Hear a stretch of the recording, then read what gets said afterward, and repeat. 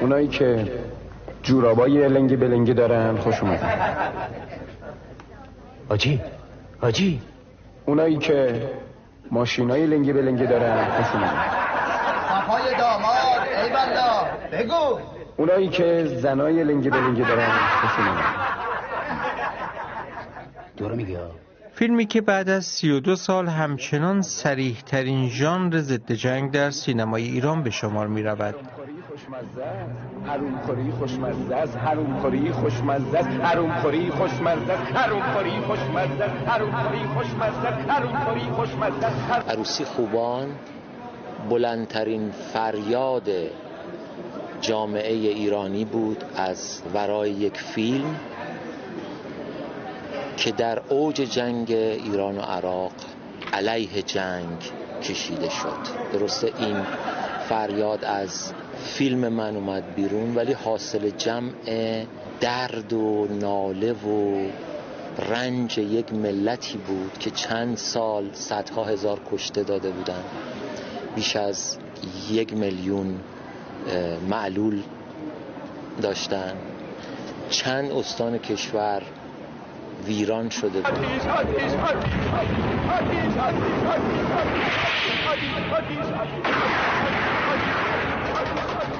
عروسی خوبان چند ماه پیش از پایان جنگ کلید خورد. جنگی که آتشباریش سرانجام با نوشیدن جام زهری فروکش کرد. اما جامعه خسته بود و سرخورده. فقر و بدبختی و بیخانمانی بیداد میکرد. درسته که جنگ ابتدا دفاع بود در مقابل حمله دشمن خارجی، ولی کم کم شکل عوض کرد، تبدیل شد به صدور انقلاب توسط رهبرانی که کارآمدی سیاسی نداشتن برای جمع کردن جنگ و از دلش رفته رفته همین سپاه پاسدارانی بیرون اومد که کشور رو تبدیل کرد به یک پادگان نظامی. در واقع جنب و جوشی در 7مین جشنواره فیلم فجر به راه افتاده بود و همه می‌خواستند به هر شکلی که شده عروسی خوبان را ببینند.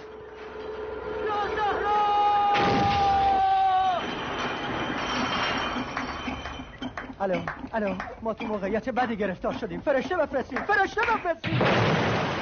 صحنه‌ای تو این فیلم هست، مثلا صحنه محضر که تایپ که سمبل سیستم شلیک میکنه به رزمنده ها.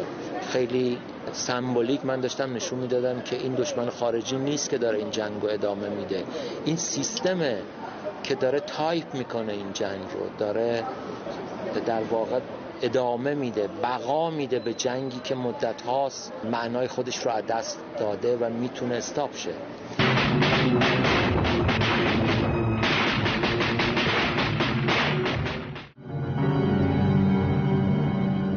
سانسور یا به قول حکومتی ها ممیزی شمشیری است که هیچگاه در نظام لبش کند نشد. اما چطور عروسی خوبان توانست دست کم در جشنواره از گزندان در امان باشد؟ من فکر کردم اگر فیلمنامه اصلی رو بدم به وزارت ارشاد قطعا رد میکنه. در نتیجه یه فیلمنامه خیلی خنثایی برای اداره سانسور فرستادن و اونا مجوز ساخت رو دادن. ما فیلم رو که ساختیم قبل از اینکه در جشنواره نمایش داده شه همیشه کمیته سانسور باید فیلم ها رو میدید، این رسم همیشگیه. تا اون موقع چون برقا قطع میشد، جیره بندی بود، محله‌ای بود برقا و هنوز فیلم ها آماده نبود برای جشنواره، کمیته سانسور میرفت فیلم ها رو تو استودیوهای فیلمسازی که در حال آماده کردن فیلم ها بودن میدیدن.